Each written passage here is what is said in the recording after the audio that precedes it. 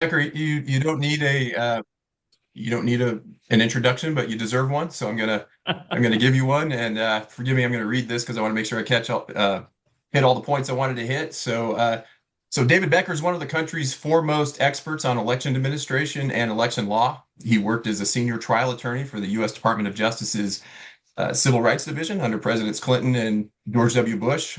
In 2012, he spearheaded the creation of ERIC, which is a data sharing system that has helped states across the country maintain up-to-date voter records while registering new eligible voters.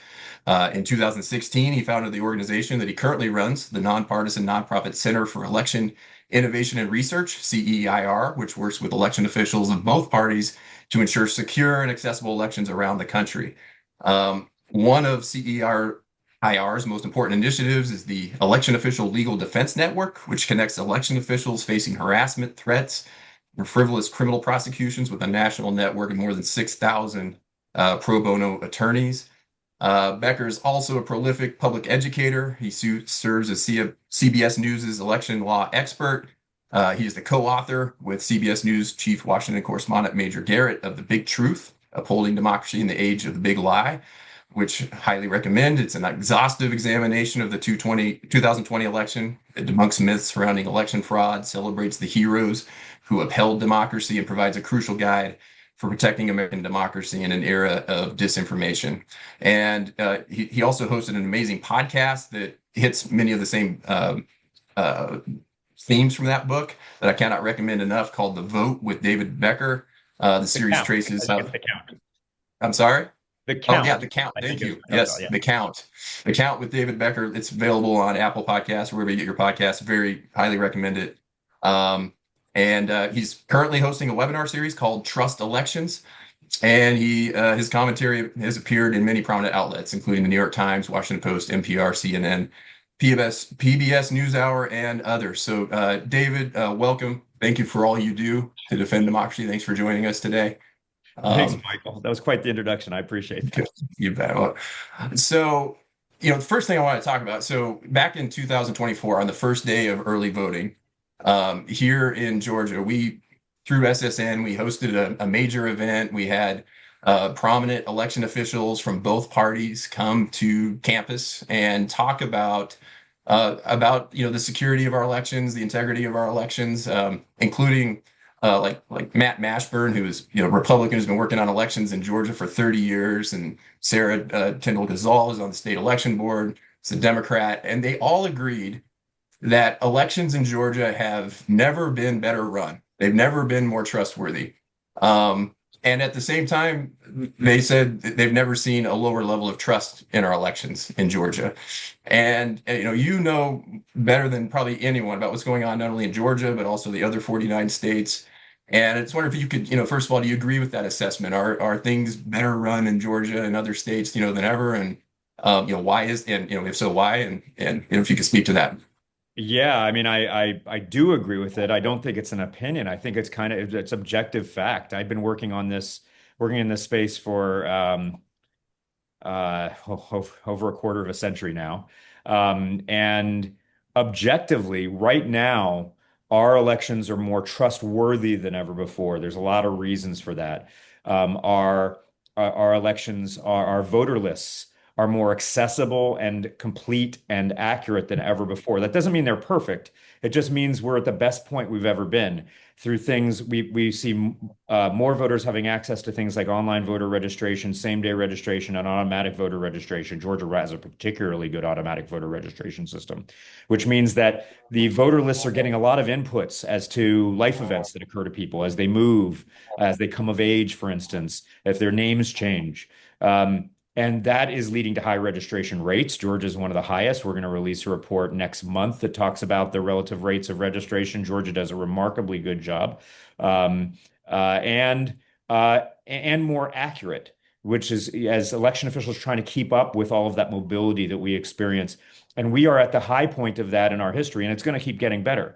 We see more states using tools like ERIC. As you mentioned, Georgia uses ERIC. Over half the states use ERIC. Unfortunately, ERIC became part of a conspiracy theory and a disinformation campaign, but still many states stayed in. Over half the states, many red states as well as blue states, are still in, Eric, finding out, for instance, if someone moved from Georgia to Colorado, both states would get information on that, and that's really fantastic. So our voter lists are more accurate than ever before. It also is true that when it comes to voter eligibility and confirming that, we're better at that than ever before. The Help America Vote Act of 2002 required voter ID to register. Every single registered voter since 2002 has to provide an ID number that's matched against the state records to confirm eligibility or show an ID when they vote. Almost all give a driver's license number, and this is particularly true in Georgia. So we know eligibility is really good. So we've got really good, accurate, complete rolls. And then the votes that are cast are more verifiable than ever before. It's easy to vote in Georgia. You can choose to vote early in person, as many do. That's a great cultural aspect of Georgia. I don't vote in Georgia, but I personally choose to vote early in person. If you haven't tried it, I really recommend you do. It's a great way to vote at a time and place of your choosing that's convenient, but also get to meet the poll workers and see how the things are set up and be a part of your community. But Georgia, like the vast majority of states, offers easy and convenient mail voting if that's how you choose to vote. And it offers obviously election day voting. I should mention with the early in-person voting, there's 47 states offer early in-person voting. We have more people with access to mail voting and early in-person voting than ever before. And they're voting on paper ballots. This is actually really key to election integrity. Um, right now, about 98% of all Americans vote on paper ballots. The only state that doesn't have paper ballots is the state of Louisiana. They're moving there. I don't think they're going to get there by 2026.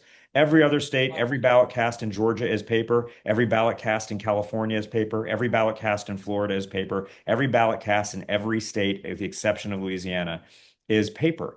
And that paper is then used to verify the outcome. We don't just trust the machines.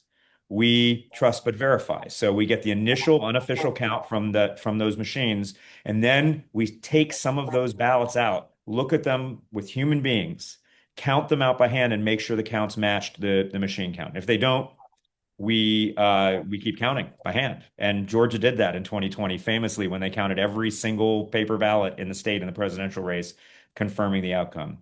So on trustworthiness, we're doing great. But as you pointed out, there's this vast chasm between trustworthiness and trust. And that's because there's this whole ecosystem of grift that has been built up around disinformation around our elections. And it's not related to whether our system is trustworthy, and it doesn't relate to whether or not we should make changes to it. There's always improvements to be made, but it really reflects the unwillingness of losing candidates and their and some who supported losing candidates to weaponize the disinformation against our elections. So it's something we're just going to be dealing with in the near future, as far as we can see. And this is particularly acute, this problem, in states with close elections, and Georgia is one of those states. Statewide elections are decided by a fairly narrow margin in Georgia. It is a state that's very narrowly divided. That's true in a lot of other states that we've seen. And when there are really close margins, you see people who, generally grifters who weaponize the sincere disappointment of the losing candidates, sincere disappointment of voters who supported the losing candidates against them, and they're always trying to raise money too. And this is just the new reality in which we live. Right. So it seems to me that this kind of misinformation and disinformation is the real driver then of the distrust, not the objective trustworthiness of the elections. It seems to me that, let's see if you agree with this, but it seems like that disinformation, it seems like it can be really pernicious for our system in a couple of different ways. One is that people, don't trust the outcome, and including the really extreme, like January 6th, 2021, when people don't believe in the outcome. That's obviously an extreme version of it, but also can lead to misguided legislative or administrative efforts to fix problems that don't exist, right? That might actually Yeah. create problems. They might actually create real problems, when we, and this is a little bit out of order from what I wanted to discuss, but here in Georgia, for example, you just mentioned how we have risk limiting audits, we have paper ballots, we have machines that can't do the initial count, but then humans that count them. But we're about ready to reach a full-fledged crisis here in Georgia over a law that's on the books that is set to take effect July 1st. which will require that none of our ballots are counted through QR codes. It's not clear at all that we have the capacity to comply with that law. Could you speak to that a little bit in terms of, first of all, Yeah. what problem that is trying to solve, and what and besides, what new problems it's creating for us? Yeah, so you're quite right. What we've seen both in state legislatures and in Congress, and sometimes even down to the county level, the disinformation, the either misunderstanding or intentional lying about our election system, leading to proposals in election policy that actually have the effect of breaking a good system, of creating a worse system, a system with less security and integrity. And in some cases, that might even be the intention.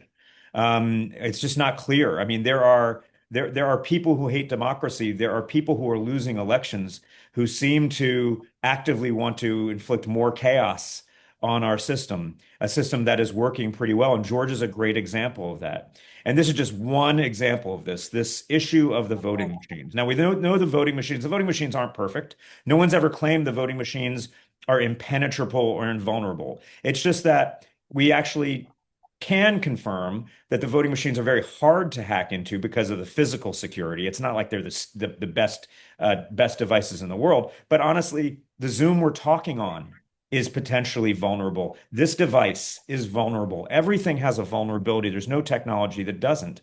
So you build in mitigations and other security features to try to protect against that. And voting is particularly well suited to this because if we have paper ballots, we can mitigate any potential problem. We don't connect our voting machines to the internet. We have strict physical security around them. But even then, we assume that they could malfunction. And so we have these audits which confirm the results, and we have the paper ballot that the voters saw. And what's going on in Georgia is that paper ballot is machine marked. They use what's called ballot marking devices. For those of you that haven't seen them, they look like big touchscreen machines. They'll guide you through the voting process. They're really great for early voting. They're really great for voters with disabilities. They make sure that you don't, they won't allow you to overvote on a race, voting twice for two different candidates. And they'll double check to make sure you meant to undervote on a race, skip a race, as it's called. And at the end, that doesn't count the ballots. It just instructs a printer to print out a ballot. And that ballot that you get in Georgia and elsewhere has human readable text. It'll say the word Trump or Biden on it, for instance. And then at the bottom of that, there's a QR or barcode. And when you insert it into the scanner, which is how it initially gets counted unofficially, it is looking at that QR barcode in most cases. It's not looking at the text. But in either case, it's software in there that's doing that. If you see there's no little man sitting inside each of those big scanning boxes, looking at it and marking stuff off on a chalkboard. It is software that's interpreting what looks like the letters TRUMP as a vote for a candidate, Trump, and doing that, whether it's a barcode or it's looking at the human readable text. We shouldn't 100% trust either to work perfectly every time, which is why the state of Georgia and other states takes a sampling of those ballots and counts them by hand and then compares them to the machine counts. And if it finds a problem, it keeps counting based on those. And we always have those paper ballots that if there's litigation or a question we can go back to. Sometimes the elections are very, very close. But the concerns about this were largely fueled by extremes on both sides of the aisle. You had leftists who originally were concerned about the 2018 election, perhaps in Georgia, and then you had folks on the extreme right who were concerned about the 2020 election in Georgia.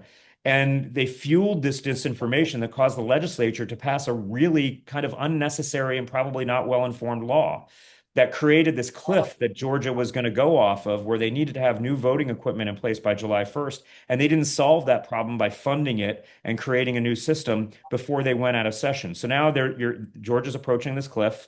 There's these conflicting laws about what systems should be used.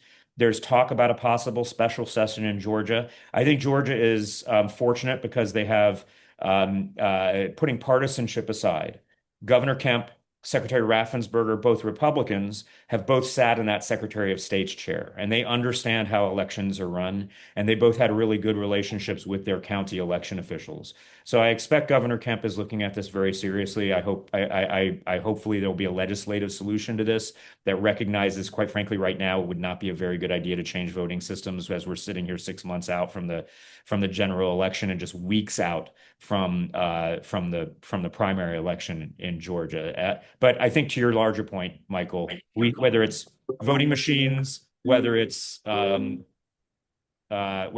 machines, whether it's requests for hand counts of ballots, whether it's weird legislation with regard to mail ballots and the recent executive order the president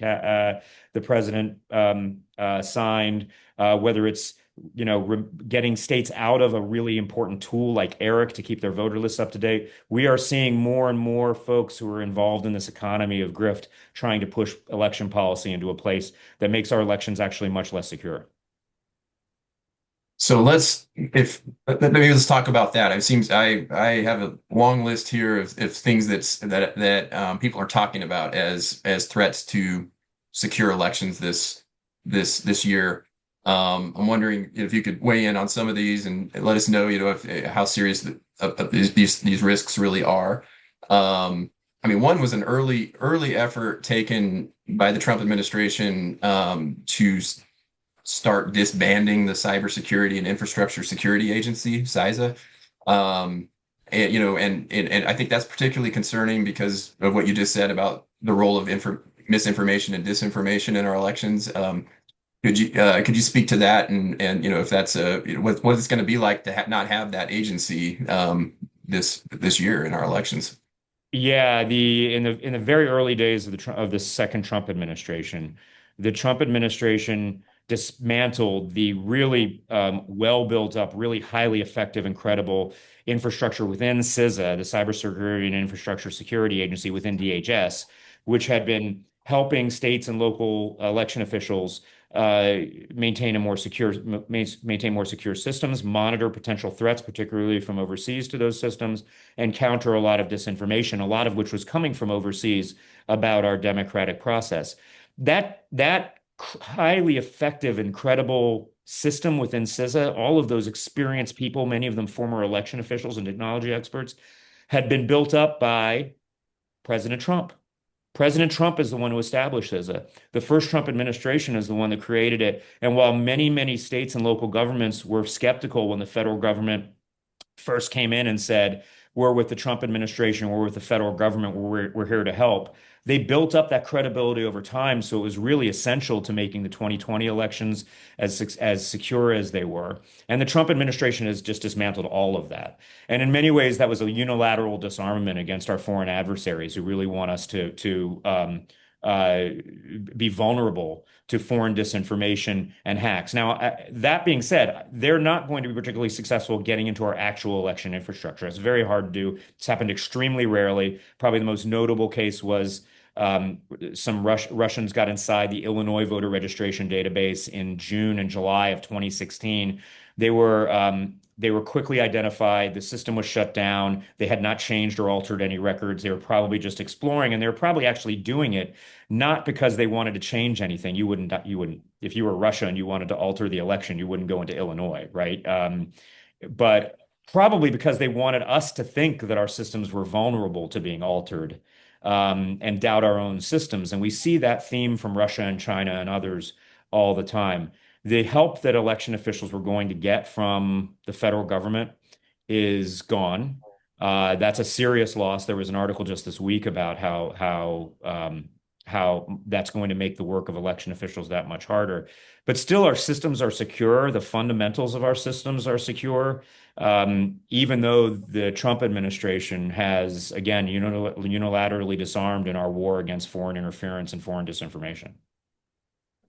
And I think a general lesson here, right, is that our adversaries benefit. Those who don't want to see our democracy thrive benefit when we have low trust and low confidence in Yeah. our elections, right? And so Yeah. and so something like that, where they would take the time to hack in Illinois where it doesn't, it's not a swing state, right? But maybe just to fuel the doubt and suspicion about the integrity of our elections, right? That shows you that they would that's how valuable it is to them for us to doubt and distrust Yeah, our elections, right? that's exactly right. I mean, it's really, I mean, if you look at the research and the analysis of foreign interference, it's very clear to me, and I was saying this back in, 10 years ago. Um, Foreign governments, if they really wanted to alter our elections, especially a national election, it's nearly impossible, if not actually impossible, thanks to the paper, thanks to, we didn't talk about this decentralization feature, but it's very prominent in Right, Georgia, is decentralization, that there's right. no one avenue. Like you'd have to go into many, many places, and you'd have to have boots on the ground. You can't just do this remotely in most cases. And so in trying to change an election, if you were Russia, to actually alter it to your preferred candidate, that's nearly impossible, if not actually impossible. It's almost guaranteed to be detected and prevented and mitigated. But getting us to doubt the outcomes of elections, getting us to doubt the credibility and legitimacy of our own leaders, that turned out to be pretty darn easy. And sadly, they had a lot of accomplices here domestically within the United States who helped them do that. And we've seen that consistently over the last 6 to 8 years. And the people who are caught in the middle of this are the professional election officials that we see at the state and county level throughout this country. Very good point. All right. So talking about safety of our poll workers, one of the things on my list of potential threats that we've heard about is, as I can't believe we're even talking about this, but the potential for troops or ICE agents at the polls. Um, is that something that you're keeping an eye on and have a take on? I'm keeping an eye on it because people are concerned about it, and I talk to people all the time. But I will tell you, I'm about as close to 100% positive as I can be that there will not be troops or ICE or any armed individuals at the polls. And there are several reasons for this. One, I point everyone to 18 USC 592. It is a federal law. It's been on the books for decades and decades that makes it a crime for anyone to order or for troops or armed men. That's the exact term in the statute, armed men, to be at any voting location. It is a crime punishable by 5 years in prison. Those who order the troops to be at voting locations are committing a federal crime. And so that federal crime is a great deterrent towards anyone thinking about doing this. But secondly, the the administration, if they were to do this, doesn't have the capacity to be in all places at once. If you think about ICE's deployments right now, the ICE doesn't have the capacity to surge beyond one metropolitan area right now. So they just don't have the capacity to put troops everywhere. Um, Another issue is if that ever happened, thanks to 18 USC 592, we would see a court block it immediately and join it. There would be a court order immediately if they were ever so foolish enough to send troops or armed individuals to a polling location. And it's highly likely there would be a political backlash to that. Americans of all political stripes do Yeah. not like that kind of authoritarianism. And Right. I think anyone thinking about ordering troops or ICE to a polling place is probably well aware that that could backfire very, very badly on them politically. So I'm about as confident as I can be that it won't happen. Another real tell is that you see allies of the administration, some of the folks who have been a little more authoritarian, who might not be in the administration right now, talking about it a lot. If you were really going to Mhm. deploy this, you probably wouldn't telegraph that you're going to do this. And I think what we see is they're really telegraphing their intent. They know they can't impact those who hate democracy, those who are in favor of authoritarianism, those who are scared of the voters. They know they can't actually impact the election. What they're hoping is they can scare voters to self-suppress. The easiest way to suppress a voter is to get them to self-suppress. Only 50% of all eligible voters at best turn out for a midterm election. That's the high watermark, Michael, as you know, like 2018, 50% of all eligible voters. That means on usually the majority of voters in a midterm election default to not voting. And if, they're probably thinking if you can scare people, If they can, if they're worried that ICE is going to show up, if they're going to be profiled. And by the way, this goes to other factors too, that they're worried they're going to be long lines or that they're going to be purged or they're, whatever it is, they're hoping that you'll disenfranchise yourself. And the best protection against that is remembering that elections are a celebration. I mean, I think a lot of people feel despair right now. I think a lot of people are fearful and worried. They're wondering what's going to come next out of Washington. They're dealing with other issues in their life, with high prices and and issues related to maybe members of their community who are suffering. And elections are celebrations.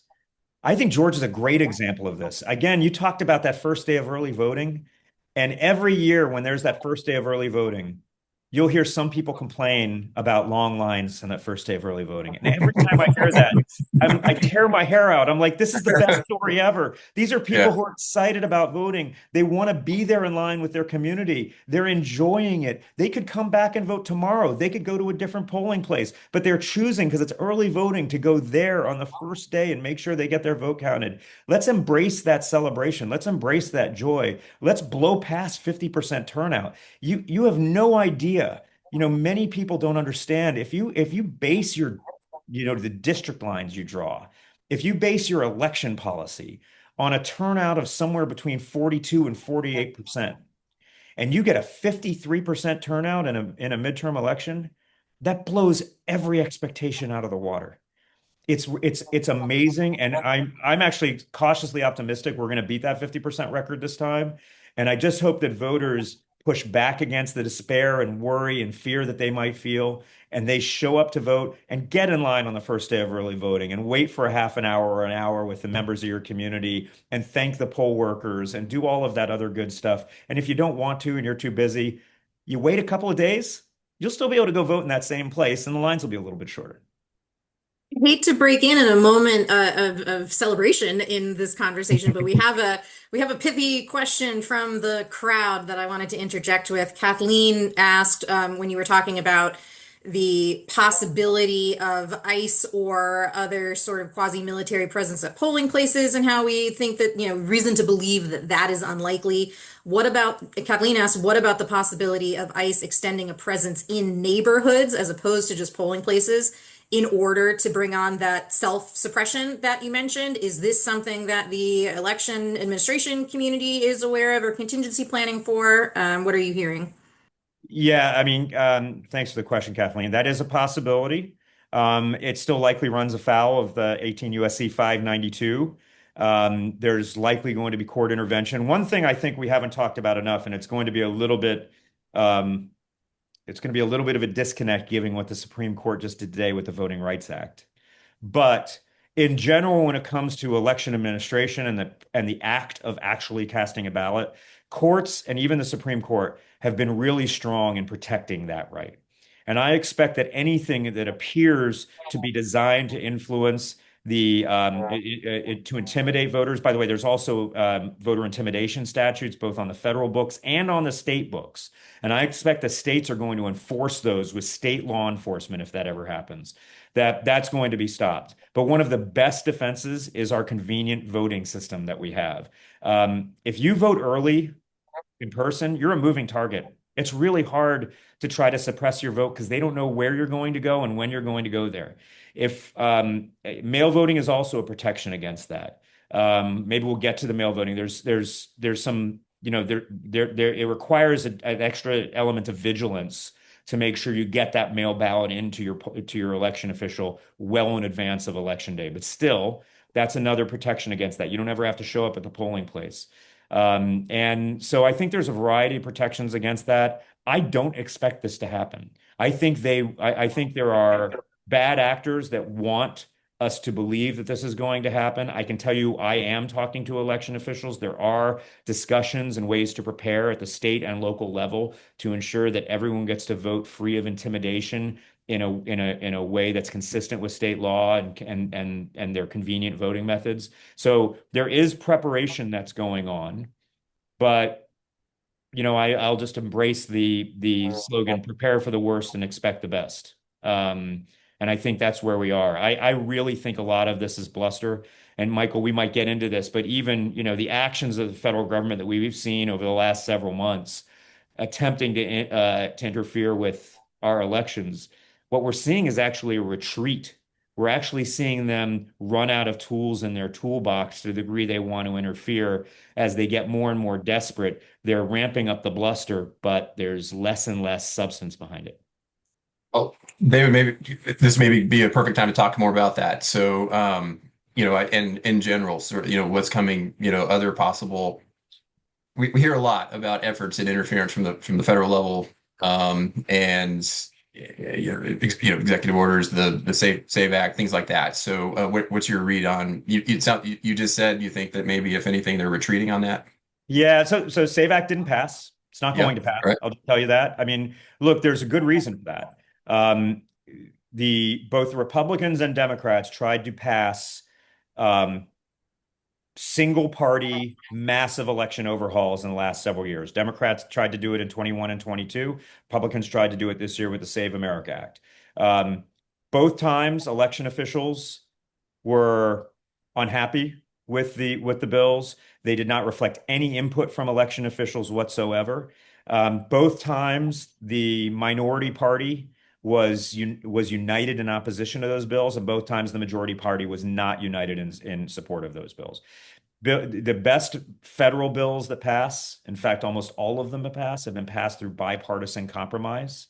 They've been informed by election officials. The best state-based bills are the same. They're not always done that way, but the best ones do that way. So the SAVE Act is not going to pass. The executive orders, I think, are back to the point of retreat, a recognition of how weak the White House has been. They have not successfully persuaded the Congress, in which their party controls majorities in both houses, to pass this legislation. By the way, if you talk privately to members of Congress and to Republican election officials, they'll tell you they're not even sure this is a good idea for Republicans. The Save America Act could likely harm Republicans more than it would harm Democrats, and they're quietly, in many ways, relieved that it's not moving through the Senate as it is. And so when the White House can't persuade Congress to act, Congress is the only federal entity that has the ability to act. I usually start off my discussions on this showing everyone Article 1, Section 4 of the Constitution, the Elections Clause, which says that state legislatures have the power to regulate the time, place, and manner of elections, and that Congress also has some ability to regulate federal elections. But the party who has no ability is the President of the United States. That's by design of the framers. They were incredibly wise about this. And so the president does not get to set election policy with the swipe of a Sharpie.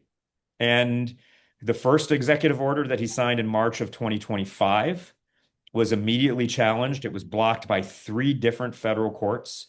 This most recent executive order, which purported to direct the DHS to create a national citizen voter list, that purported to direct the Postal Service to match that list against state lists and refuse to deliver mail to those who aren't on the magic DHS list.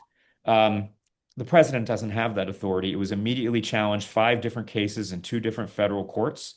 I expect it to be blocked in its entirety by the federal courts. It is not going to have any effect on the election. And I should also put out a shout out. My organization, the Center for Election Innovation and Research, organized an amicus brief on behalf of about 50 current and former state and local election officials from 18 states who filed a brief in the District Court of DC, and we're about to file a brief in Massachusetts, the other court, giving the election officials perspective, not just that this is an unconstitutional executive order, not just that it conflicts with federal law, it does, but also it cannot be implemented. It reflects a misunderstanding of how elections are run.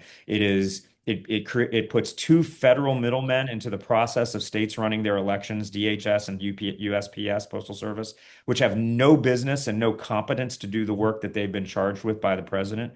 And I'm 100% confident it won't be enacted. But we're going to keep seeing, efforts by the federal government. I think we might see reports that from the federal government that claim our voting machines are vulnerable and trying to create a disinformation loop where if the president's party does poorly in the elections, that they'll then claim that the election was stolen. But I also have every confidence in the states being able to push back against that. I don't want to be a Pollyanna about this. It creates a lot of work for election officials at the state and local level, creates a lot of work for me and my staff and organizations that support election officials. We shouldn't have to be writing amicus briefs in frivolous executive orders. We shouldn't have to be recruiting a network of 10,000 lawyers to serve pro bono for election officials who need advice and assistance in an established democracy. We shouldn't need to do that. But through our election official legal defense network, we're doing that, and we're going to keep doing that work. And even as I express confidence that ultimately that work's going to be successful and our elections are going to be secure. David, a quick question follow up on that. In 2020, it was clear to me how they would benefit by people doubting the outcome because that would force a contingent election in the House, right? Where Trump, it was kind of like a fail-safe strategy. If he won, great, and if he didn't, then it could be contested if you'd win in the House through a contingent election. So I saw clearly why he was trying to sow doubt in the process. What do they think they gain if we don't believe the outcome of this election, just besides just not perceiving the Congress as legitimate if, say, the Democrats take over one or both chambers? What do they think they gain?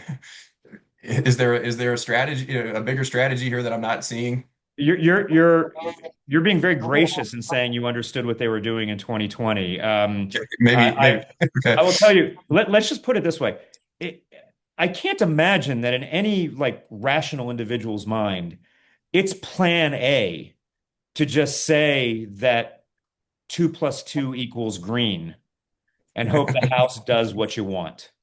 I Okay. mean, that's Okay. not plan A. In Yeah. 2020, it wasn't plan A. The states certified the winners of those elections. The states had defined pre-election who gets those electoral votes. And it would have required a corruption that we have never seen in the United States House for them to reject that. And even then, they would have had been very unlikely to be able to bypass those state certifications to get to the point where they diminished the winners' electoral votes to the point where it's a contingent election, and to go against the will of the people. And by the way, who knows what happens after that? We saw January 6th happen when it was a completely certified, verifiable election. I mean, it's that I just don't. That's not Plan A.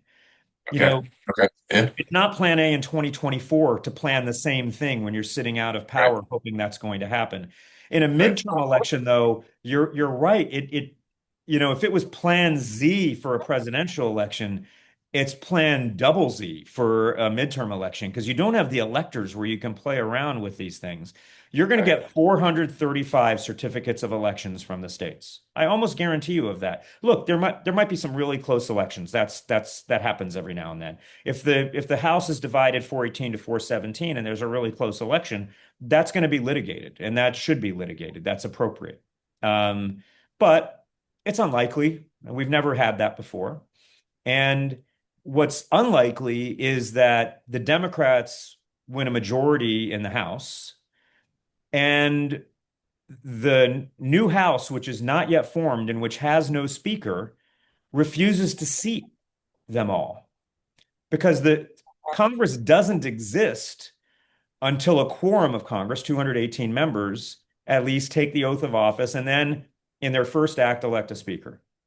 Um, I also suspect, while there are clearly some members of Congress who willingly allow themselves to be corrupted by anti-democratic feelings, I still believe that the majority on both sides will push back on this. I think there are grown-ups and on both sides who are going to hold out for this.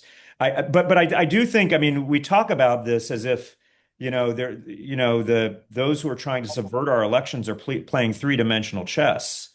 They are they're they are playing 52 pickup and crazily trying to pick up as many cards as they can. This is not Okay. Plan A is to Yeah. win the election, right? I Yeah. mean, that Right. should be Plan A.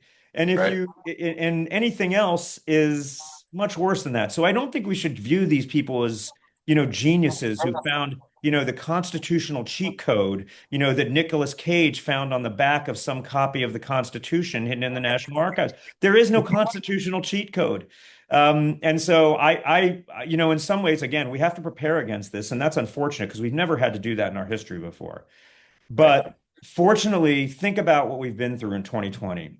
Think about what we've been to in subsequent elections. Think about how even in these recent elections, we've seen even the president of the United States try to delegitimize some of those elections. And they failed every time. And again, I go back to the competence and diligence of our election officials, particularly at the county and local level and state level, who of both parties, who just every day show up and do their job so that it withstands whatever scrutiny these grifters can throw at them. So we haven't talked a lot about what's going on at the state level around the country. So one of the big things happening at the state level are these mid-decade redistricting efforts. And then, of course, the Supreme Court case today, the Louisiana v. Calais case, the Supreme Court ruled, race-based gerrymandering, unconstitutional. Do you have a sense of, we saw Virginia we also see this kind of tit for tat going on for on the redistricting and whatnot. Do you see what's your read on how that's all that's kind of unfolding? What the kind of the effects of this could be this year and then maybe looking ahead too. Yeah. So first, we should put this into historical context. Since 1972, from 1972 to 2025, there had been 3 voluntary mid-decade redistrictings in any state for that more than 50-year period of time. In the last several months, we have had 8. This started with the president pressuring Texas to redistrict. We should also note a party who thinks they're going to do really well in an election, who thinks they've persuaded the American people and the American people are behind them, they don't do this. That's not what you do if you think you're going to do really well. But that's what the president did. Texas redistricted. California then had to pass a ballot initiative in order to do that. They did that. And we've seen now 8 states, the most recent being Virginia that conclusively do it. And then, of course, Florida after that. This is not the way a republic of our stature should be operating, and it never has before.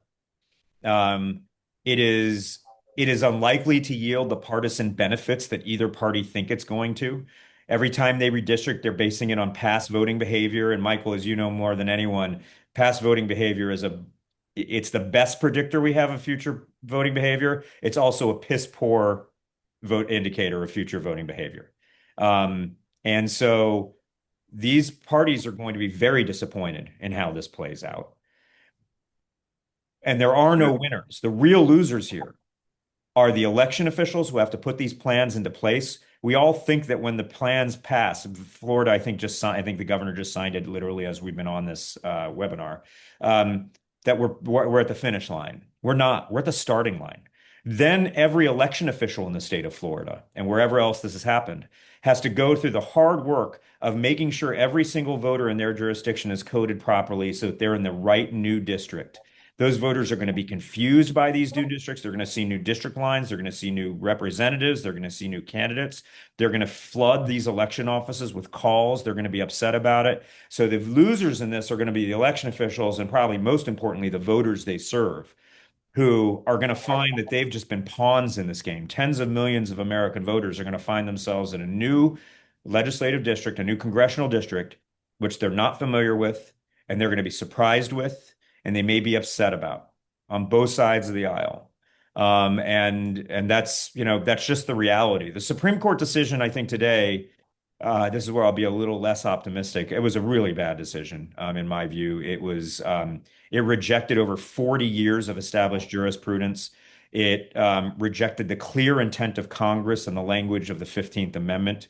And then it did so while claiming to just be tweaking a little bit of stuff around the edges, which was completely disingenuous.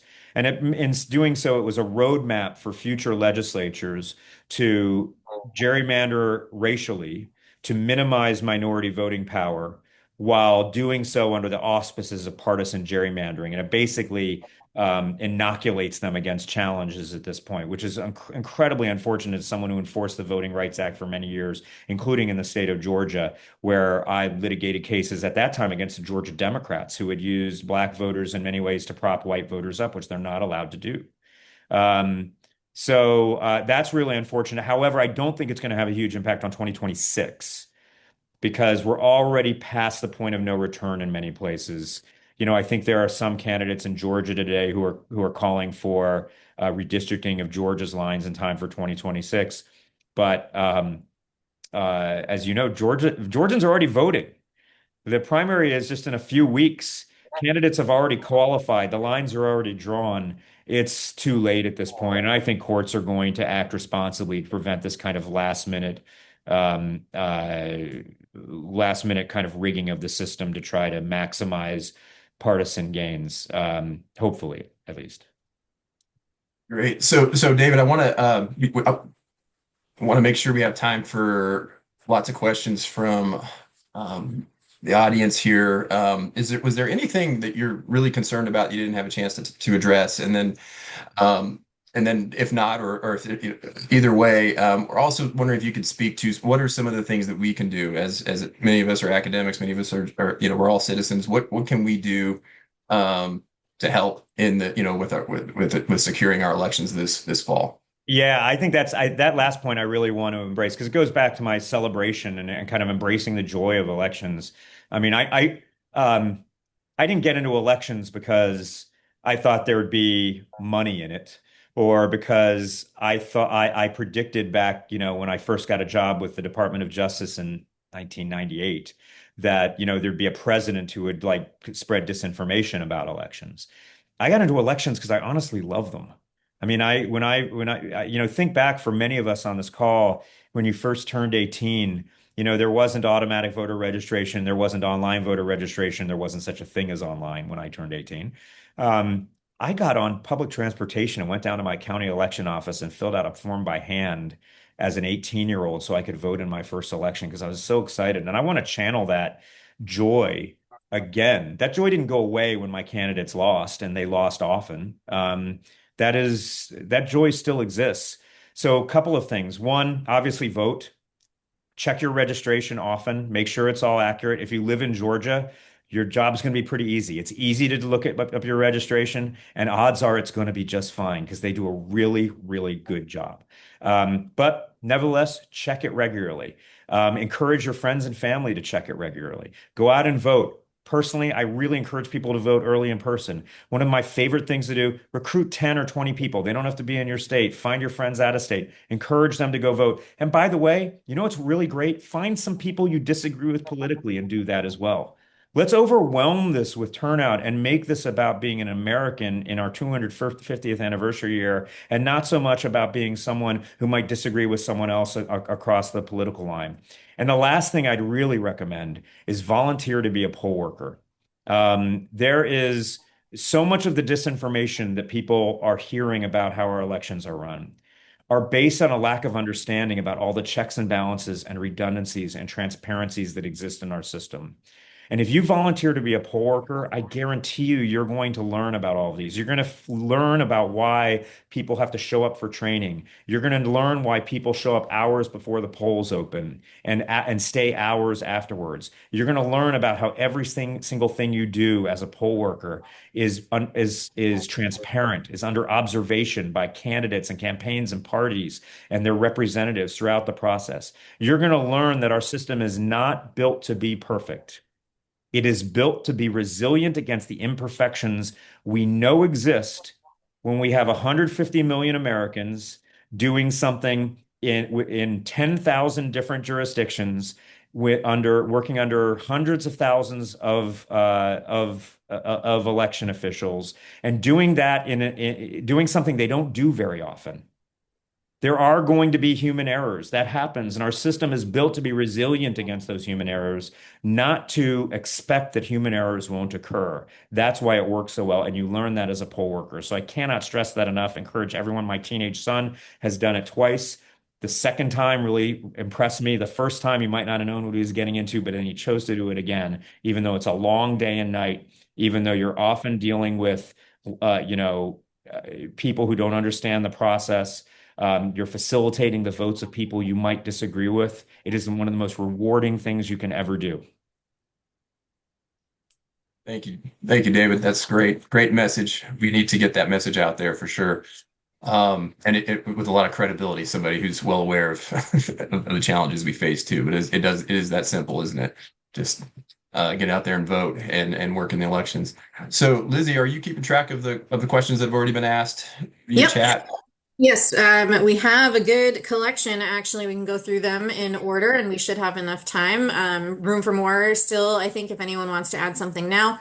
But first, we have from Nina. You covered this a little bit, talking about the unlikelihood of any executive order directing the post office to do, not count ballots after a certain time is unlikely. But Nina's still asking, are you concerned about the post office handling mail with ballots and postmarks? We know that beyond, federal orders for that, there could certainly be, it's another checkpoint, it feels like. Yeah, I am concerned, to be perfectly honest. This is not to dissuade anyone who prefers or really needs to vote by mail. Most people have options. The vast majority of people have options to vote by mail without an excuse. Um, I think they will receive those ballots in time, but this has less to do with the executive order than it does to do with the capacity of the Postal Service. I mean, there are always possibilities that if you put a voted ballot in the mail, it might not get there in a timely way. And so, what I'm advising people, when I'm advising people is, if you want to vote by mail, that's fine. It's a perfectly safe, secure, convenient way of voting. Many people prefer to do it. Don't do it because the party you vote for is telling you to vote by mail. Don't do it because the party you vote against hates vote by mail. Don't do it for that reason. Do it if it works for you. It works for a great number of people. Some people really need to use it. Um, get your ballot, ask for your ballot as early as you can. Most states send them out very early, maybe as early as 45 days before the election. And when you get it, return it as soon as you can. If possible, return it into an election drop-off location, usually an election office or drop box, ideally. If you're going to put it in the mail, do not put it in the mail later than the Saturday, 2 Saturdays before the election. That's about 10, 11 days before an election. Do not do it. You just can't. I would not advise anyone to do that. If you still have your mail ballot in your hand on the Saturday, 2 Saturdays, 2 weekends before the election, take it into a voting location, either turn it in there or surrender it and vote in person. That's the best way to do it. I would not risk it. Or drop it off in a drop box or drop off location, as many states have.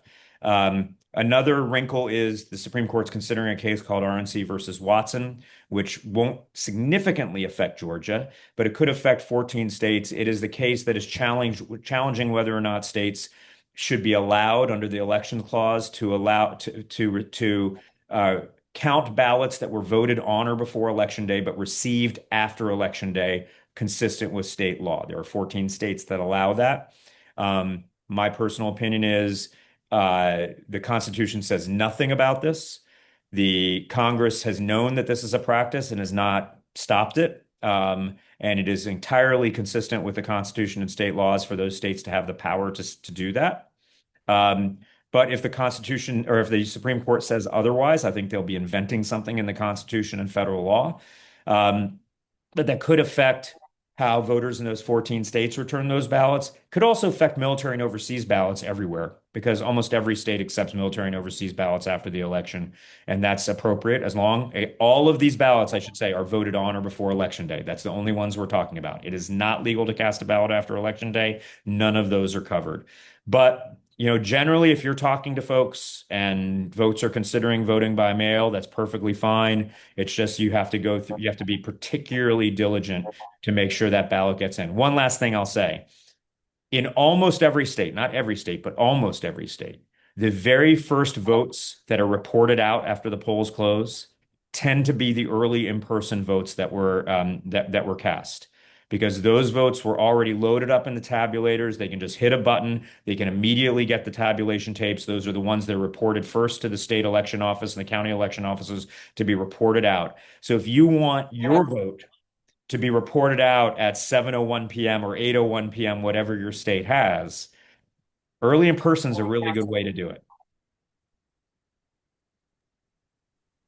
And then, Mike, I see you thumbs up Saira's great question, so I can see that you've seen that one. I think this is a question that either of you could speak on. Saira asks, do you have any views on campaign finance in the US, particularly the role of dark money through super PACs and an online political advertising? So not immediately about election administration, but I think we can see where this is going. I'll leave that to you, Mike. All I do not have I am blessed with not having to take any views on that, but I will also point out, regardless of what your views are on these issues, Kamala Harris spent more money in 2024 than Donald Trump did. It's just a fact. Just a fact.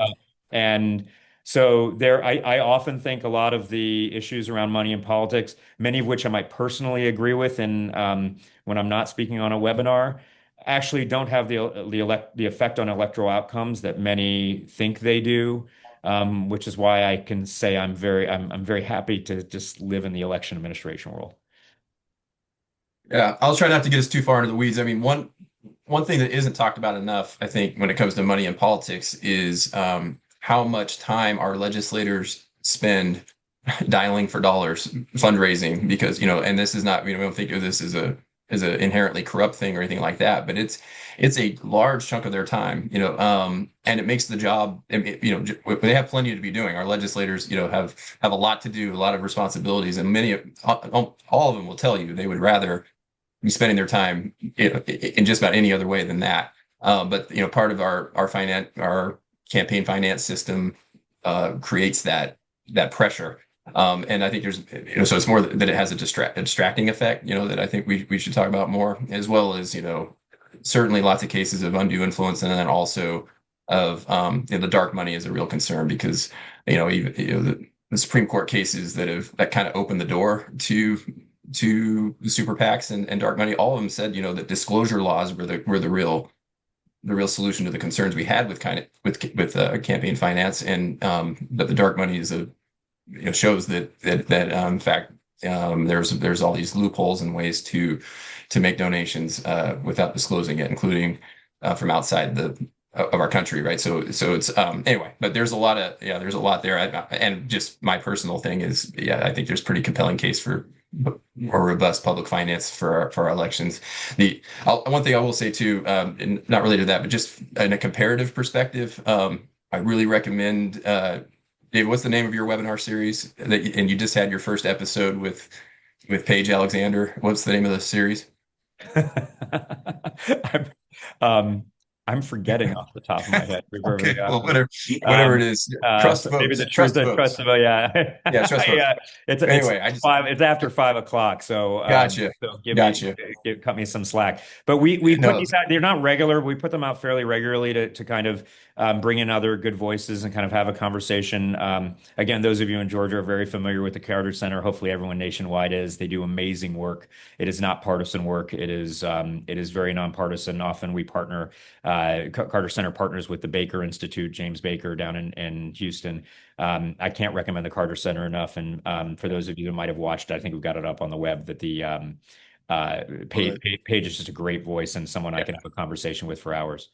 What was so great about that conversation was she brought her expertise on running elections in other countries, or trying to help with elections in other countries. And one of the things you guys talked about was how United States really is in many ways unique in how decentralized our elections are and how we run things. And this is proving to be a real virtue of our system that maybe we hadn't always appreciated. But it's also it wasn't part of that discussion. But when you're thinking about campaign finance, it is helpful to look at how other democracies do it, to see what the options are for us in the United States. So that's all I was going to say about that. No, and I'll just add really quick. One of the challenges we have, it's not a challenge. It might be a good thing. It might be a bad thing, depending on how you think. We have a First Amendment and many other countries don't. So that First Amendment creates some problems. And as you know, most of the campaign finance Most of the restrictions on legislation around campaign finance have been based on First Amendment grounds by the Supreme Court. So it creates, if you haven't read it, I'd suggest, Buckley versus Vallejo, which is a case from, if I'm not mistaken, 1978. Does that sound right, Michael? I was going to say 76, but it's maybe in it that was range. 78. Yeah. Which basically says, if I were to summarize, it basically says money is speech. And so we have to be careful about regulating money in that context. Whether you agree with that or not, that is just that's David Becker. It's about protecting elections. Someone might need to mute. Yeah. All right. Liz, were there other questions in the chat that we haven't? We have a couple more, or 2.5, I guess, essentially, which would probably take us to perfect time. Ree asks, so Scott Yaynor, law professor from Georgetown and a speaker for the That'll Heritage. be a nice bag for goodwill too. I'm sorry. Lizzie, you can probably mute her, I think. Yes, I am. I've lost my. There we go. We're good. Got it. Great. Excellent. Scott Yaynor says Congress has the constitutional means and the motives to police state elections, not with new laws, but with its investigatory powers. If the rest of the country can have confidence in their elections, Congress would no doubt seat a delegation. Congress could deny representation to states without voter identification laws or those that wink at foreign nationals voting in their elections. Or Congress could require new elections when voting rolls are not properly purged. And so Ree asks, this seems to suggest that a Republican Congress could simply refuse to seat Democrats. How realistic is this threat? I just want to point out how cynical one has to be to basically say we should find the constitutional cheat code to avoid what the voters have just said under rules that we knew existed. I have no problem if anyone wants to litigate over rules that exist in the states and let the courts have their ruling before the election. But those rules exist, and when you have your election, those rules apply. I guarantee you Democrats and Republicans don't like all of the rules in all of the states at all of the times. But no, first of all, there is no Congress. I mean, imagine a circumstance, and I think the hypothetical he's thinking of is that, counter to what Heritage Foundation might like, Democrats win a majority in the House. There are not 218 certified elected Republicans. They cannot form a quorum just with Republicans. They cannot elect a speaker just with Republicans under that scenario. And if that's the case, there is no Congress to act. And this is not plan A. Imagine how just devoid of democratic principles that has to be. There are going to be a lot of people to make sure that people don't even try this, but it's not going to happen. And that is because a lot of us are vigilantly working on this to push back on these anti-democratic ideas. Again, Scott doesn't have to like the rules in California. I guarantee you Chuck Schumer doesn't like the rules in Texas. But you know what? If you have a legal claim, you bring it before the election, you set those rules. And once the election happens, that election is going to be governed by those rules. And you can't claim later, if you have the best field goal kicker in the league and you go to the Super Bowl and lose by a point, you can't complain that field goals weren't worth 5 points. By the way, field goals are worth 3 points for those of you who aren't football fans. So we are setting the rules beforehand. And what you're seeing is them trying to move the goalposts, another football analogy, sorry about that, afterwards because they don't like the outcomes. Newsflash, almost 50% of the people in our narrowly divided country are not going to like the outcomes. That's the way these things work. That's why we hold elections. And there are going to be people who fight to make sure that our constitutional protections are maintained. And I will say, despite what the Supreme Court did today, the Supreme Court dismissed a lot of cases that brought frivolous claims about the 2020 election. When it comes to reviewing and counting ballots, Supreme Court's going to be okay. The House is going to have to respect the certifications by the states. And if people don't like the rules, better bring those cases now, because you can't bring them on November 4th. Thank you so much. And then our final two-part question comes from Alyssa. What are the risks and precedents created by the continued federal retention of Fulton County's 2020 ballots? That's question one. And then the second, What do you think about the Trump administration's rationale for seeking voter registration lists? How do you think that was functioning? Are you concerned? Alyssa, getting into my wheelhouse here. So first of all, what we've seen in the federal government's investigation of the 2020 election and past elections is as their rhetoric ramps up, as the bluster ramps up, as they claim there are arrests coming, and as they claim there's going to be more investigations, and as news reports come out of, attorneys being specially appointed to investigate it, as all of that ramps up, the substance ramps down. We see them in retreat. Back almost exactly 3 months ago, they executed that warrant on Fulton County. That was a surprise. They seized the records right away. There were a lot of flaws in that affidavit, which we know now. That was a deficient warrant. It's now being challenged in federal court. I don't know whether it's going to stand. The legal standard's pretty high to challenge a warrant. But have they said anything about what they found in 3 months? No. We know what those ballots are going to show. Those ballots were counted 3 times, 3 different ways under total transparency. But since then, what's happened? Have they gotten another warrant? No, nowhere. They had a grand jury issue a subpoena to a friendly witness, the Arizona Senate president in Maricopa County, Arizona, for records related to the Cyber Ninjas so-called audit in 2021 that were already largely public. Did they issue a subpoena to any election office? No. And a subpoena is a big step down from a warrant. A subpoena gets served and can be challenged before you ever have to give that stuff up. You can get a hearing before a federal court before you ever have to give that stuff up. And then most recently, the DOJ just sent a letter to Wayne County, Michigan, looking for all of their records related to 2024. And of course, the state of Michigan said, take a walk. You have no legal justification for this. So we've seen them go from a warrant to a subpoena to a strongly worded letter. They're in retreat, running out of tools in their toolbox.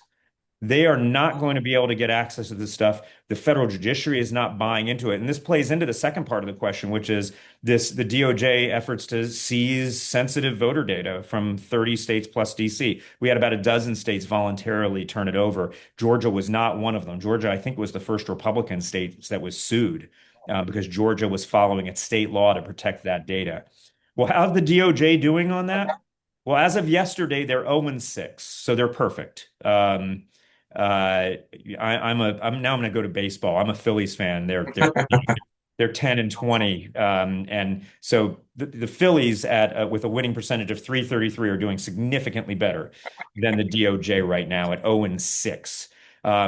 Just yesterday, a Trump-appointed judge, Judge Brnovich, ruled against the DOJ in their efforts to seize this data. Those 12 states that willingly just handed over the crown jewels of identity theft to the DOJ, driver's license number, social security number, and date of birth, are going to really regret that, particularly if this federal government continues its poor track record of protecting that data. They've leaked it in many, many ways over just 15 months. So look, the DOJ is hollowed out. There's a great article in Wired about that. I was quoted in it about how hollowed out the voting section of the DOJ is, how incompetent they've been, how many mistakes they've made, filing cases in the wrong court, filing complaints with track changes, edits still in them, for failing to serve complaints to the right office, having the wrong email address to places, having typographical errors in these pleadings. This is something that wouldn't be accepted by a first-year law student. And when I applied to the DOJ, it would have been an immediate grounds for disqualification for being hired. Now it appears it's a prerequisite so long as you're loyal to the goals of this particular administration. But all that being said, what we're seeing is perhaps bad intentions and efforts to delegitimize the 2026 elections, and that's troublesome. But we're also seeing them fail. I mean, time and time again, they're failing. I mean, there is not a record of success for them to fall back on. The first executive order blocked by 3 federal courts. This new executive order is going to be blocked. The DOJ is having no success in defending in pursuing its agenda. So I still remain confident that while we're seeing unprecedented attempts to interfere with the election by the executive branch, that our fundamental constitutional guardrails are holding, even though we're having to marshal much more effort to manage that. And thanks, Alyssa. Yeah. Thank you. But what about, do you mind if I just ask, but what about the 12 states who did give over their data? I mean, what, besides the privacy concerns, what are the other concerns there? Well, I mean, the privacy concerns and security concerns are the big ones for me. But the states run their voter lists, and the national voter registration governs when they can remove someone from a voter list. And, for instance, a state like Florida is just days away from being within a period of time where they can no longer remove people from their voter list. There's a 90-day what's called quiet period under federal law where you can't remove anyone from a list 90 days before a federal election, where their primary, their general election is in early November. Their primary is in August. And so you're going to have to go 90 days before that within that 90-day period. So they're not going to be able to remove them, and they're going to be sued if they try. There may be efforts to try to get states to purge, but they're going to fail. I mean, I'm very confident in that. And actually, one of the great, perhaps, ironies from their perspective about these 12 states and other states sharing voter data with DHS and DOJ is they've actually confirmed that our voter lists are accurate. They ran about 50 million records through the DHS SAVE system, which is a system designed to find non-citizens. And of those 50 million records, DHS, the Trump DHS, confirmed that 99.98% of those records were confirmable, documentable citizens. That's a remarkably high percentage. That remaining 0.02%, even that wasn't not all non-citizens. What we found is a significant percentage of them, in fact, perhaps even more than half, are actual citizens as well, but DHS just didn't have the the data to confirm that. We know that from looking at Texas data and other places. So the DOJ and DHS, perhaps inadvertently in its efforts to seize this data, have confirmed what we always knew, which is that the states are doing a remarkable job of making it easy to register and making it hard for those who are ineligible to find themselves on a list.